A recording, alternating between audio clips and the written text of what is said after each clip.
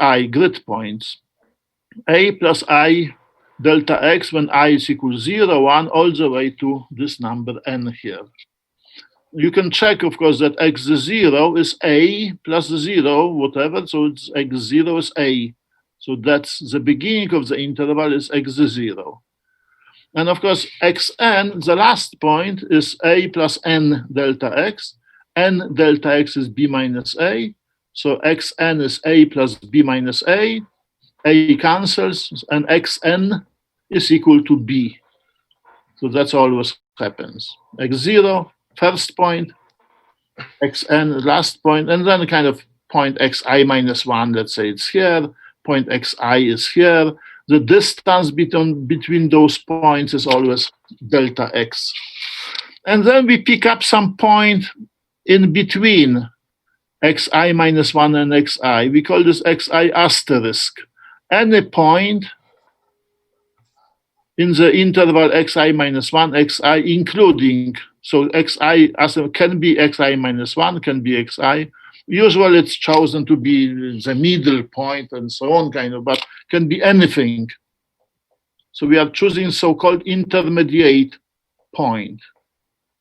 And then to compute the area of this thing, we will do the following. We will consider this kind of small slices. So here we'll consider such a small rectangle. One side is here, another side is here. The upper side will be f at this point xi asterisk, so kind of like this. Lower part of the rectangle will be g at this point xi asterisk. So we will have this rectangle. Now you can compute the area of the rectangle, and then we will sum all such small pieces, and this will be the area of this figure, this approximation to this area. So that's kind of the approach to computing area. We will approximate area, but the areas of those small rectangles. Of course, the area of the small rectangle is this side is f at the point xi asterisk minus g at the point xi asterisk, and so that's this. And the height of the rectangle is delta x. So this is the area of the one small rectangle, and then we sum up all such areas. So we sum up everything from 1 to n, and that's approximation to the area. Let me see if there's some people waiting. No.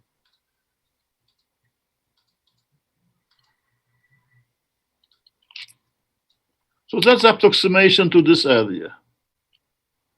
And then precise area we define. So that's a kind of definition. The area is a limit of this thing as n goes to infinity in such a way that delta x times n is always b minus a.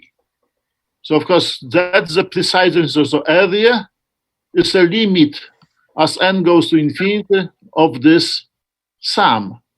And of course now you should recognize, well, that's a Riemann sum. So of course this limit is a Riemann integral from a to b, f of x minus g of x dx. So that's a precise definition of the area. Area between two curves is integral from a to b, f of x minus g of x dx. So here is,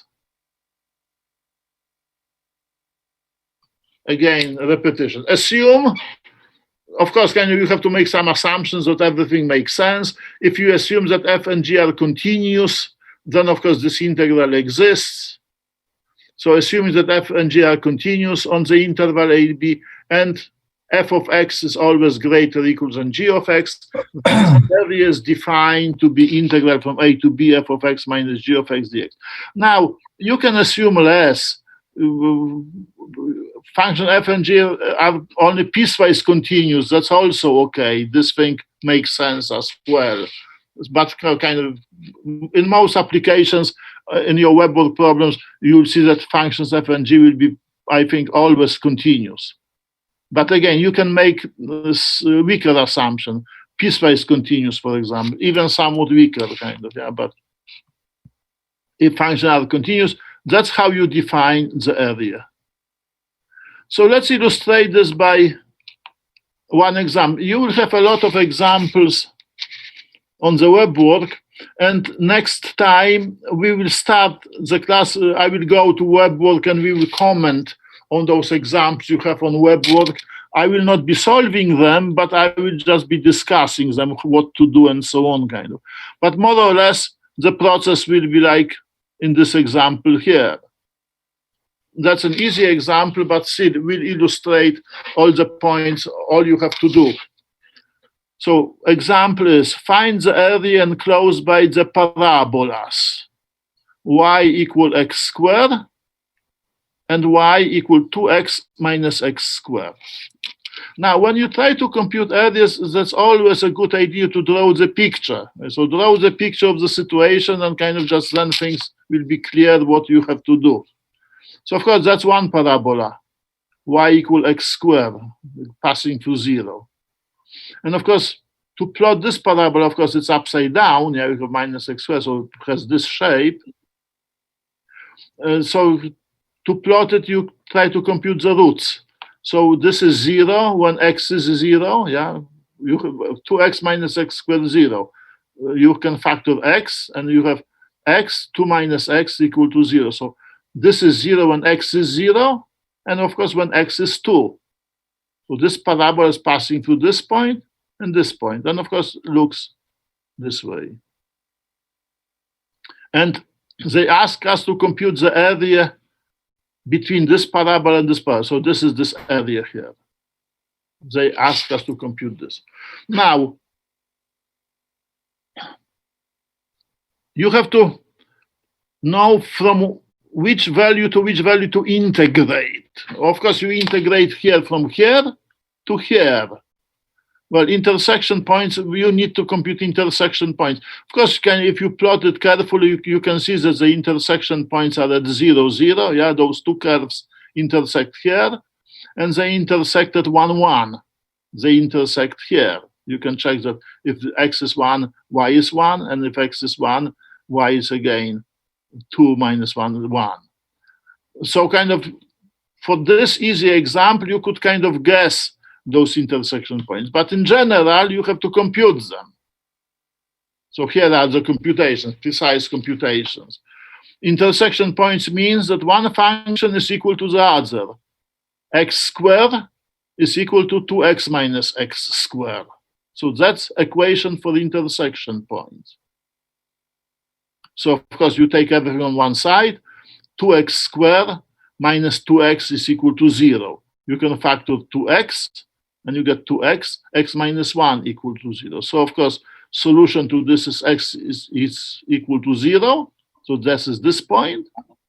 And x is equal to 1.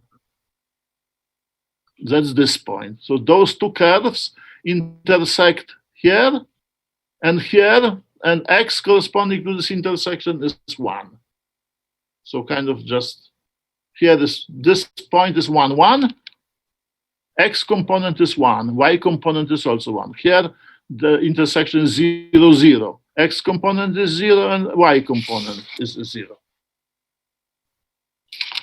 Okay, and so now you have intersection points, and so of course, this area will be integral from 0 to 1. This bigger function, which is this one, 2x minus x squared, that's a bigger function from here to here, minus smaller function. Between 0 and 1, smaller function is x squared. So the area is integral from 0 to 1, 2x minus x squared minus x squared. So it's here. The area is integral from 0 to 1, 2x minus x squared minus x squared dx. And of course, now only computation. So kind of when we discuss the web work problems, kind of if I arrive here, we will stop. That's only computations. Of course, here you can, this is 2x minus 2x squared. You can factor 2, and you have integral from 0 to 1, x minus x squared. So of course, This is polynomial, easy to integrate, so that's 2x squared over 2 between 0, 1, minus x cubed over 3 between 0, 1. So that's 2, 1 over 2 minus 1 over 3, 1 over 2 minus 0, minus 1 over 3 minus 0. So that's 2 times 1 over 6, 1 over 2 minus 1 over 3 is 1. So, and 2 times 1 over 6, 1 over 3 was cut here. So that's the example what you do. So again, you compute intersection points. You need intersection points to know the limits of integration. So that's usually what is needed for. You need this limits of integration are 0, 1. You integrate from 0 to 1. Now, here's some comment. Some regions are the best treated by regarding x as a function of y. So here is the example. Let's say you take to compute this region. Well, of course, this is a function of x, but this is not. Yeah, you see, kind of just you see this cannot be written that y is equal to f of x. That's not a function. However, if you consider a different point of view, this curve is a function of y. So the x, you can say that x is a function of y. And of course, this also is function of y. Of course, this function is also function of x, but that's also a function of y. So you have two functions, this time x equal g of y and x equal f of y. And if you see kind of this function f on this picture is bigger than the function g. And you would like to compute the area now this time between those two curves. Again, you can use discretization and kind of you can arrive at the formula, but kind of just you can probably guess that similarly as before, this time the area will be integral. Well, y ranges as you see from c to d. So integral from c to d. Bigger function, which is f of y, minus smaller function, which is g of y dy. So this time you integrate not with respect to x, but with respect to y. And quite often it is well, so kind of you can use x point of view, y point of view, and sometimes this one point of view is easier than the other. So let's illustrate how it works, this other point of view. Again, very typical example. Find the area enclosed by the line y equal x minus 1 and the parabola y squared equal to x plus 6. So of course now let's again, it's always good idea to start with a picture. So of course easy to plot, so we have coordinate system xy, function y equal x minus 1, of course it's passing, looks more or less like this. Yeah, so if you can see if x is 0, y is equal minus 1. If y is 0, x is 1. So that's the function y equal x minus 1. Now that's a parabola. So that's something you had in high school. If you don't remember how to plot it, the useful tricks are the following. You would like to plot this function, okay? So let's first assume that y is 0. If y is 0, 2x plus 6 is 0, it means that 2x is minus 6, x equal minus 3. Okay, so that's minus 3. So the function is passing through the point minus 3. And then assume that x is 0. If x is 0, y squared is 6. This means that y is equal plus minus 6. So when x is 0, y is square root of 6 or minus square root of 6. Symmetric. So the function is passing through this point, this point, this point, and looks more or less like this. So this is parabola, which looks like this. Again, that's high school, yeah. The kind of you are playing with such curve with in algebra 3 or algebra 4. I don't remember, kind of, yeah. So that's something. But again, if you forget things, just try to make it. Put y equals 0, put x equals 0, and that's usually enough to get the shape of this thing. Yeah. So the function has to pass through this point, and this point. Looks like this. And so we are asked to compute the area of this region between this and this. So this area. So now, if we try to use x point of view, well, okay, that's not a function of x. You see, so this curve is not a function of x. Yeah, if you have this thing, this will cut things here and here. So this is not a function of x. Of course, you can split this region into some subregions and then kind of just use the x point of view. But here it's much easier to use this other point of view, just y.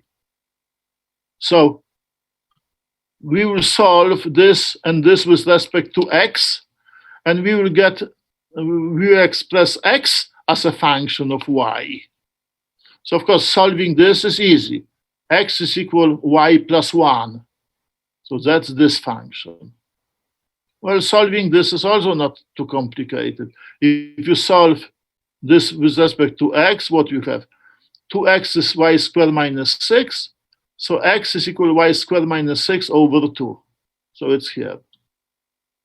X is equal to y squared minus 6 over 2. So again, this is written as a function of x, and this is written as a function of x.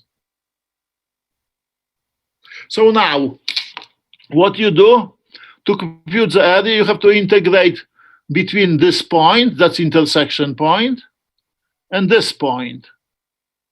So you see, now you see y ranges from here, that's the lowest point of y, to here, that's the highest point of y. I put here that this lowest point is minus 2, and the highest point is 4. How we will get it? Well, just mathematically, you just do computations and compute those intersection points. So you will see that the intersection points will be minus 2 and 4. You will see this here. So let's compute intersection points. Means that one function, this function, y squared minus 6 over 2, is equal to this other function. That's how you compute intersection points. You equal these two functions. They have to be equal to each other. Well, so this means that y squared minus 6 over 2 is y plus 1. Well, so multiply by 2. Y squared minus 6 is 2y plus 2. Take everything on one side. So y squared minus 2y minus 6 minus 2, that's minus 8, is equal to 0. And of course, that's a quadratic equation. You can factor this out. That's y plus 2 times y minus 4. If you cannot factor this in your head, you can always use quadratic formula. We discussed quadratic formula some time ago. So of course, this means that y plus 2 is 0 or y minus 4 is 0. So this means that y is equal to minus 2 and y is equal to 4. So those are intersection points. So minus 2, y coordinate, so that intersection point is here. Y coordinate of this intersection point is minus 2. Second intersection point is here. Y coordinate of the intersection point is 4. So you always start with computing intersection points. And now, of course, you can set up the problem. This area is integral from minus 2 to 4. Then bigger function, which is this one, minus smaller function, which is this one. So that's kind of how it set up here. So the area is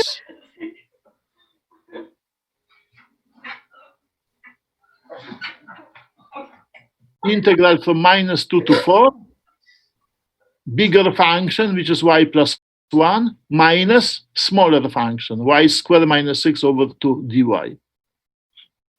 And of course, from now on, only computations. So of course, just you y plus 1 minus y squared over 2 plus 3. Well, 3 and 1 is 4, so the integral from -2 to 4 y plus 4 minus 1 over 2y squared. So that's equal to y squared over 2 between -2 and 4, plus 4y between -2 and 4, and minus 1 over 2y cubed over 3, so that's 1 over 6 y cubed between -2 and 4.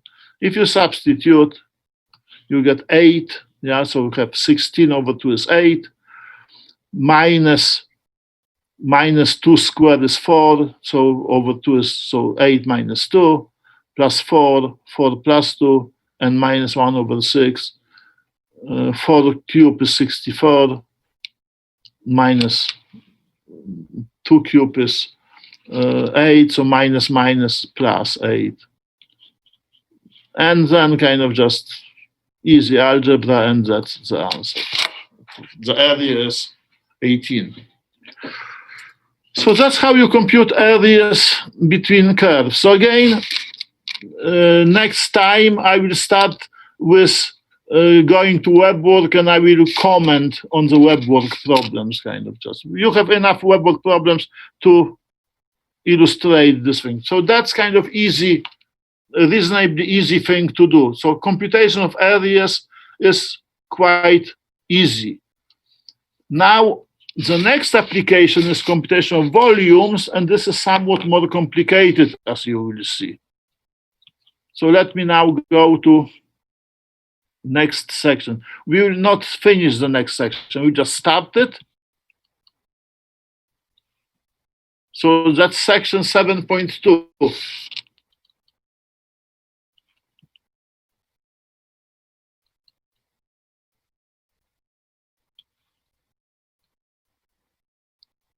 Volumes.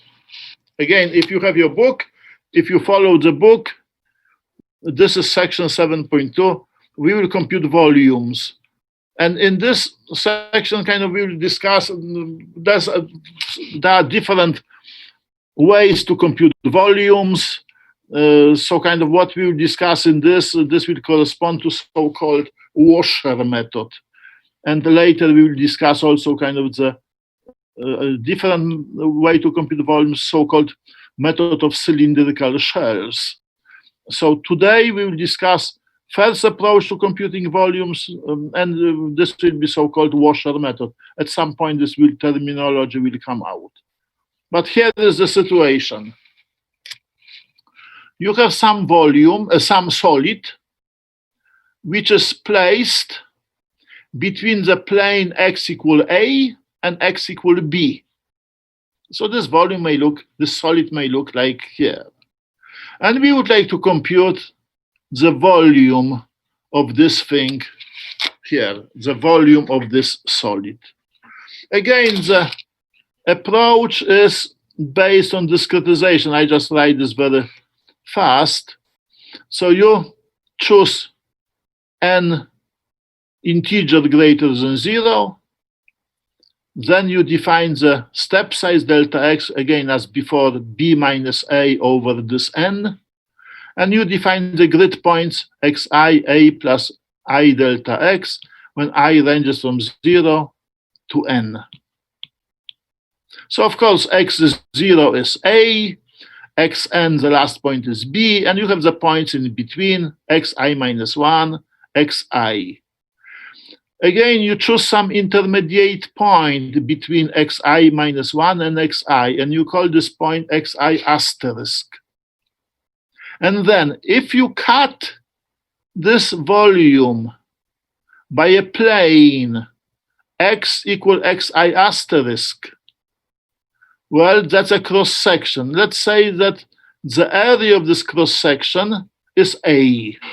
So A, of course, this cross section, the area depends where you cut the thing. So of course, the area here will be smaller than here. The area here is somewhat bigger, and so on. As you see, if we cut this solid, the area of the cross section kind of is increasing slightly. But in any case, let's call the area of the cross section by A.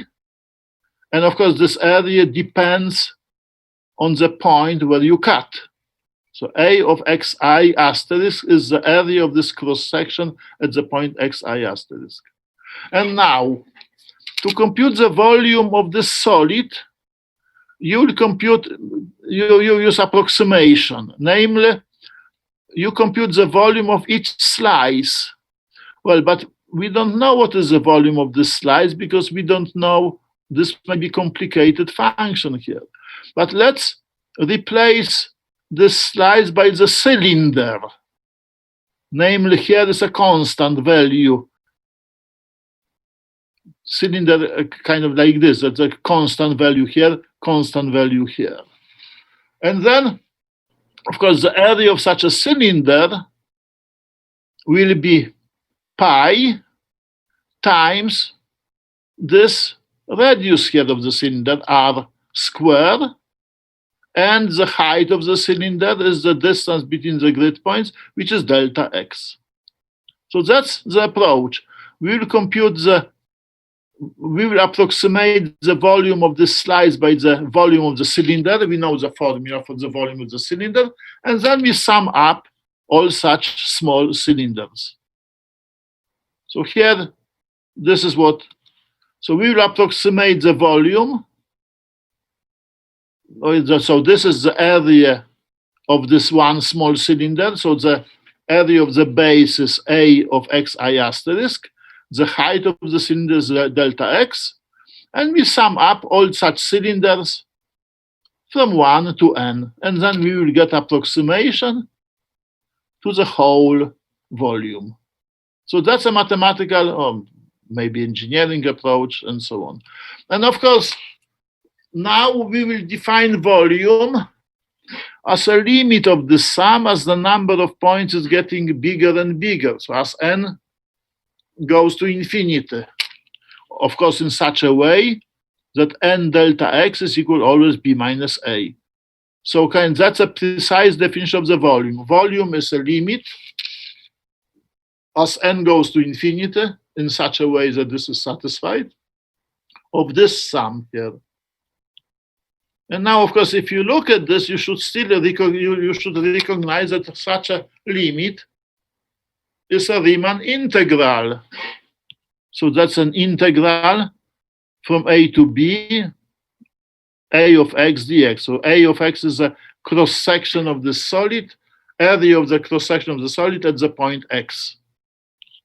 So that's a formula for the volume of such a solid. So here is a precise definition again, definition of volume. Let S be a solid that lies between the plane x equal a and x equal b. If the cross-sectional area of S in the plane px perpendicular to the x-axis is a of x, so that this area, and a of x is integrable, so for example, this happens if a of x is continuous, of course it's integrable, but if a of x is integrable, then the volume of the solid is defined by this. So that's the definition. Volume is integral from a to b, area of the cross section dx.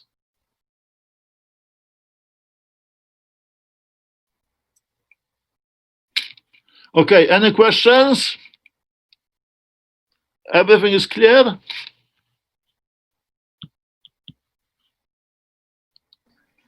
Yep. Okay, so let me now illustrate this by some examples. Let's start from simple examples, and they will be getting, you see kind of that first example is very simple, second one is intermediate, and then one example will be quite involved, as you will see. But the simple example is here. Let's try to compute the volume of the cylinder. Cylinder with the radius of the base R and height h. We put cylinder like this. To compute this thing, let's put this in the coordinate system. So I flip the cylinder. Cylinder is here, because that's still cylinder. Yeah. So cylinder, you see that the base is a circle with radius r, and the height of the cylinder is h. Of course, we know the formula from high school. The volume of such a cylinder is pi r squared, the area of the base, times the height, h. So the volume of the cylinder is pi r squared times h. But let's see if we get the same thing using now this formula. Okay, so the volume is, well, you see x is ranging from 0 to h. So you integrate from 0 to h. And the cross section, you cut the cylinder here, or here, or here, or here. It's always the same cross section, yeah? The area, you have a cylinder, so kind of that's always the same area. And this area of the cross section, of course, is pi r squared. So kind of, as you see, the volume is a of x, which is pi r squared, dx. Well, pi r squared is constant. You factor this out, and you get integral from dx. Integral from dx is x, so you have pi r squared x, and you compute this from 0 to h. Well, if you substitute, you get pi r squared times h. And of course, that's the volume of the cylinder. No surprises, of course, yeah? You know that that's the volume, but now we kind of proved this. The volume of the cylinder is pi r squared, that's the area of the base, and h is height. So that's the simplest example. Well, next example, well, we have a sphere of radius r. What is the volume of a sphere of radius r? Again, you know from high school that the volume of the sphere of radius r is 4 over 3 pi r cubed. You know this from high school. But in high school, they told you that the volume of the sphere is given by this formula. They never proved it. So they told, okay, that you had to believe this. But now we'll be able to prove it. Using kind of this integration, we'll be able to prove that that's really the case. So again, there'll be no surprises. After we have done, we will discover that the volume of the sphere is 4 over 3 pi r cubed. But this time, that's a precise proof. In high school, they just told you that the volume is this. There was no proof of this. This time, we can prove. So calculus can provide proof of this formula. And so here's how it goes, derivation. You have a sphere of radius r. So of course, if you cut it at 0, you get this big circle. When you cut it at x, you get a somewhat smaller circle. If you cut it at r, where the plane is tangent to the sphere, there's only 1 point. So you have not a sphere, you have just 1 point here. If the plane is touching the sphere here, you have just 1 point. So the area of the cross section here will be 0. And this area will go bigger and bigger, bigger, bigger, bigger, and the area of the cross section will be the biggest here. If you cut it here, the area again will get smaller, smaller, smaller. If you cut it at the point x equal minus r, the area will be again 0. So the cross section is changing, yeah? So as you go from x equal to 0 to r, the area is decreasing from the biggest value to 0. Okay, so let's try to set up the formula. Well, the volume, to compute the volume, well, x is ranging, you look on the picture, between minus r and r. So you have to integrate between minus r and r. And now you need to compute So the limits are minus r and r. Minus r and r. And now you have to compute the area of the cross section, A of x. Well, so here is the picture. What is the area of this cross section? Well, corresponding to when you cut it at the point x. Well, so let's look at this triangle. From here to the surface of the sphere, and of course the radius is r. So here is the radius r. Here is x. Distance from here to here is x. And here we have you project this point here, and you have the right triangle. So of course, the area of this, that's a circle, and the radius of the circle is this distance. So how to compute this distance? Well, using Pythagorean theorem, yeah? This thing here is equal to square root r squared minus x squared, yeah? So in other words, r prime is r prime squared plus x squared is r squared. Solving for r prime, you get that r prime is square root r squared minus x squared. And you can see if x is r, this radius is 0. And if x is 0, this radius is r as it should be. So if you cut it at 0, you get radius r, r squared minus 0 squared.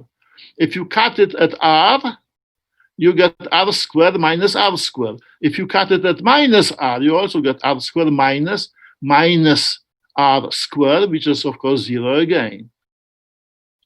So in other words, the area is pi, the radius is this, so times square root r squared minus x squared.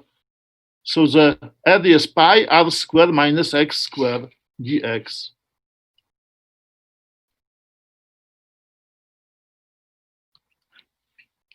Okay, so now only integration. So we have, you first make observations that of course function r squared minus x squared is even function. So instead of integrating from minus r to r, you can integrate from 0 to r and take it twice. You remember we discussed this kind of when you have even function, odd function. When you have even function and symmetric interval of integration, you integrate from 0 to r and take it twice. So that's how this 2 came out. Of course, you can factor pi in front because that's a constant, and you have to integrate r squared minus x squared. So of course the computation are here. So that's 2 pi r squared x between 0 and r minus x cubed over 3 between 0 and r. So when you substitute, you get 2 pi r cubed minus 0. When you put 0, you get 0. Minus r cubed over 3. Again, when you put 0, you get 0. So that's the answer. 2 pi r cubed minus r cubed over 3. Of course, doing algebra, that's 2 over 3, and times 2, 4 over 3. So the final answer is 4 over 3 pi r cubed. Again, you know this formula from high school, but this time we proved this. So that's a precise mathematical proof of the volume of the sphere. Similar way, you can kind of show that the area of the sphere is whatever you know it is, kind of. Yeah, also using integration, but that's for later. Okay, we will have still a more complicated example. We will try to compute maybe in a moment the volume of a donut. You know how donut looks like, yeah? Mathematical name for donut is torus, and this will be quite involved example. So this will be the one other example we will have. But first, maybe let's do something else. Quite often we are interested in so-called solids of revolution. What are solids of revolution? Well, you have a function in the coordinate system xy. Let's say this function looks like this, okay? That's a function of x. And then you rotate this function around the x-axis. So think about this. You take this curve and you rotate it around the x-axis. When you rotate this around the x-axis, you will get something that looks like a cup. And then you see this will be a cross-section of this cup. And so and this cup will be called solid of revolution. So you take this thing and you rotate with respect to x-axis. Or you can take a curve and rotate this with respect to y-axis. Then you will get cup which looks like this. So this cup is kind of just upside, maybe on the side. This is how the cup looks like, okay? So you have something.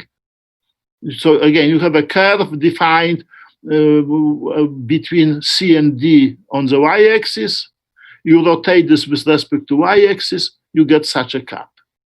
And we would like to compute the volume of this or volume of this. Again, you can call this x point of view, you can call this y point of view. So we are calling the cross-section here is function of x.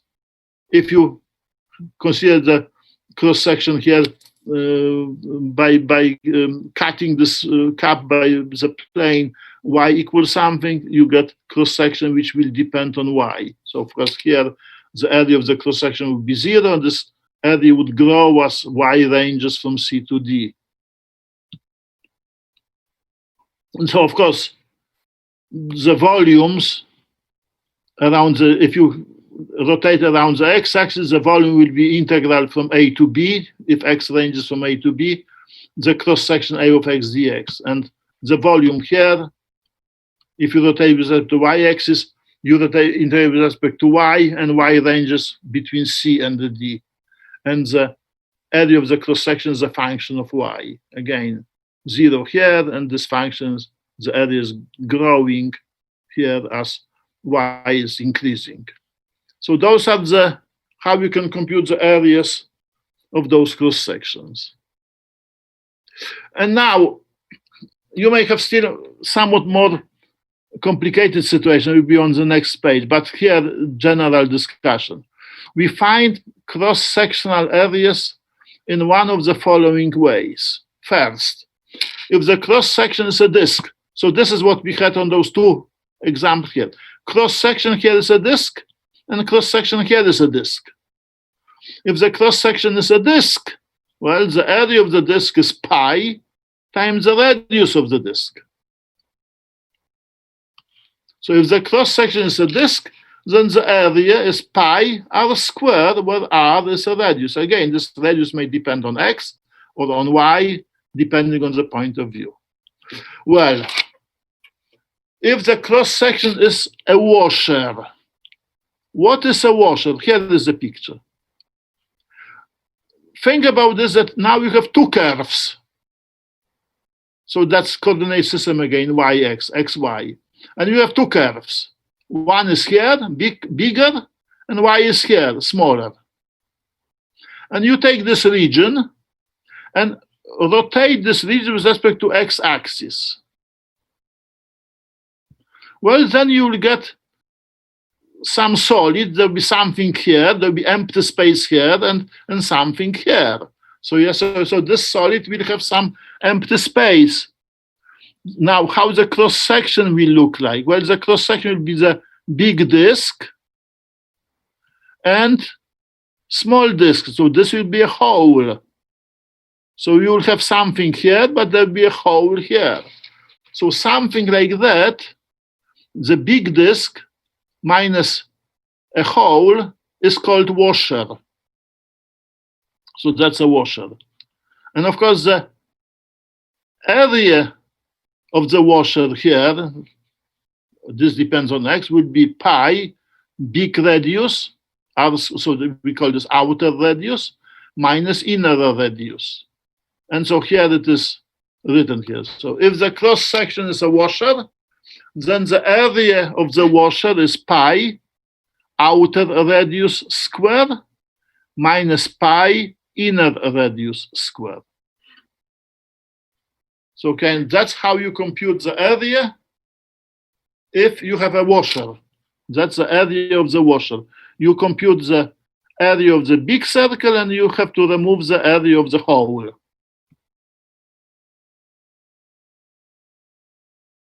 So okay, so let's look at the example.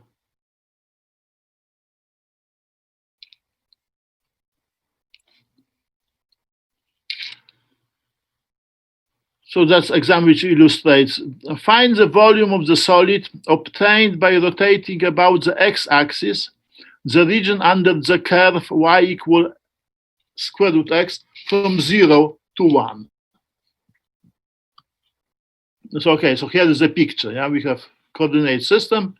X ranges from 0 to 1. Function y is equal square root x. And you rotate this with respect to x-axis. So you get something that looks like this. You get a cup which looks like this. Now in 3 dimensions, here we have x, y, z axis here, and you have a something like this. And of course, the cross section, if you cut this cup by plane perpendicular to x-axis, well, you have a disk. And the area of the disk is a of x. Of course, the area of the disk is pi times the radius. Of course, the radius is square root x. So the radius is distance from here to here. The distance from here to here is, as you see here, square root x. So the volume is integral from 0 to 1. That's you integrate from 0 to 1. Pi square root x squared. Yeah, the radius is square root, and squared will be pi x. You see, of course, that this radius is 0 here. When x is 0, the radius is 0. When x is 1, the radius is 1. So the radius is growing from 0 to 1. So, of course, that's pi square root integral from 0 to 1 x dx. That's x squared over 2. You substitute. So that's pi over 2.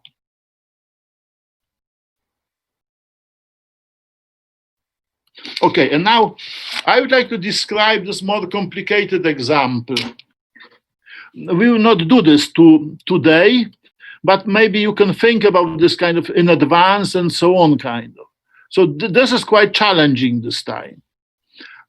We would like to compute the volume of the donut, or as I said, mathematical name of the donut is torus. So what it is? Well, you have coordinate system x, y, and you have a circle here with radius r. Let's say the center of the circle is capital R, distance from the zero, from the beginning of the coordinate system. So this thing is capital R, and you have a circle R. So if you rotate the circle around the y-axis, so think about this, you get a donut. So here you have something to eat here, you have something to eat here, and you have a hole. There's nothing here, so that's a hole. So here is a dough, and so the donut looks like this. And we would like to compute the volume of this donut.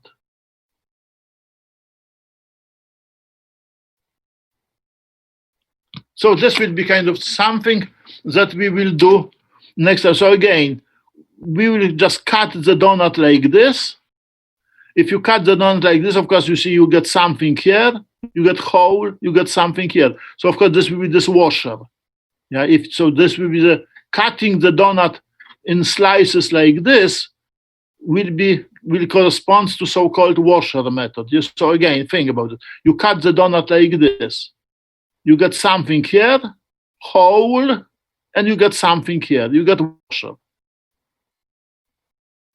So here, again, if you want, here are the computations. I will explain this next time. You see that that's kind of not so trivial.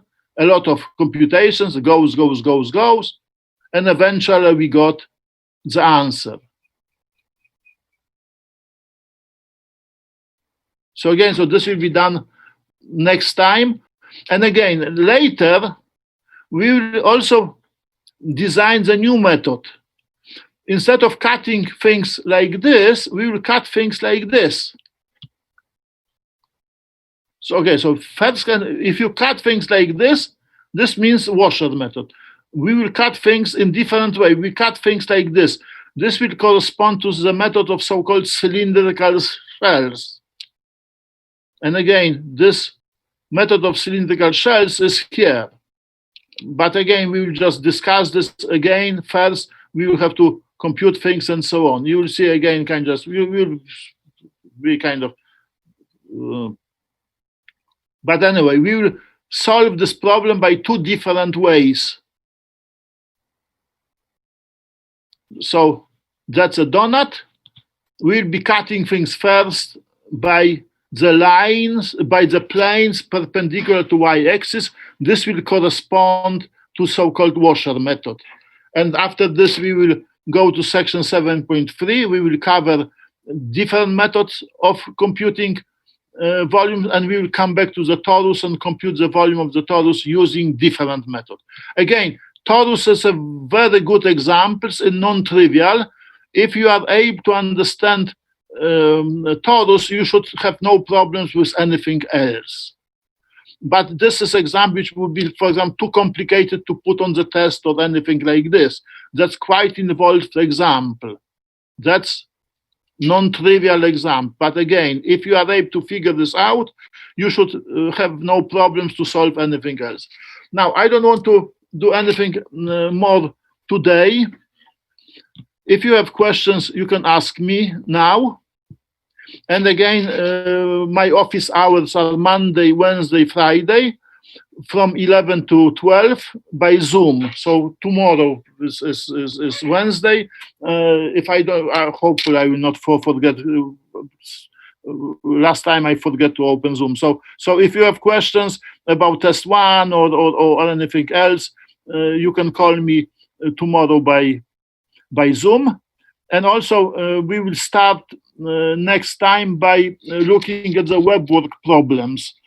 We start first with section 7.1, then we will finish the torus, and we will go and check the homework problems on section 7.2. But that's all for today. I don't want to discuss anything. If you have questions, please ask me now. Will you open the? Oh. Yeah, correct. I will open those sections. I forgot. So I will open this just in 10 minutes. So section 7.1, 7.2 will be open in 10-15 minutes. I forget to do this before the class. So you will see this open in a moment. Okay, thank you. Can you explain the washer problem again? Okay, let me maybe go and use the whiteboard, okay? Okay.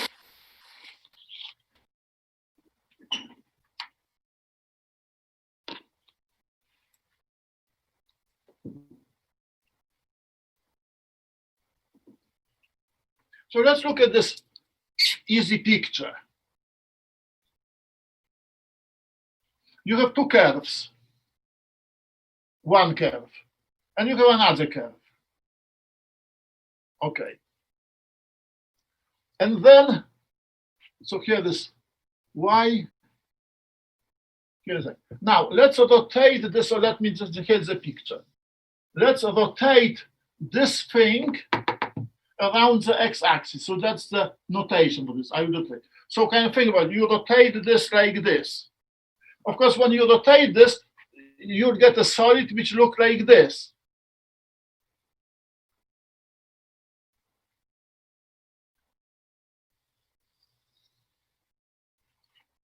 So again, you will get something here. You get something here. and there'll be empty thing here. There's empty space here. And now you try to think, you cross this. So what is a cross? You cross at this, at some point X. Well, so what is the cross section? Well, the cross section has a disk here, and we'll have hole here. So the cross section will look like this. That's the big radius, and you have a hole inside. So you see the area is now this one. So we have something here, but you have a hole inside. So kind of what is the area of this thing? Well, the area of this thing is pi, we call this outer radius, minus pi, inner radius squared, of course. Yeah. So if you call this big radius by capital R, and if you call small radius by lowercase r, the area is pi r squared minus pi lowercase squared. And such a thing is called washer. You probably know when you have a screw and so on, you put a washer under the screw. The washer is kind of something, some thin thing, which is a circle with a hole inside. That's the washer. Does it explain things? Yeah. So again, you have a nicer picture in the book. You open the book, it's difficult to know things here. But again, think about it. If you try to cut things, you get this thing. You will get hole. There's a hole inside. Okay. Okay, other questions?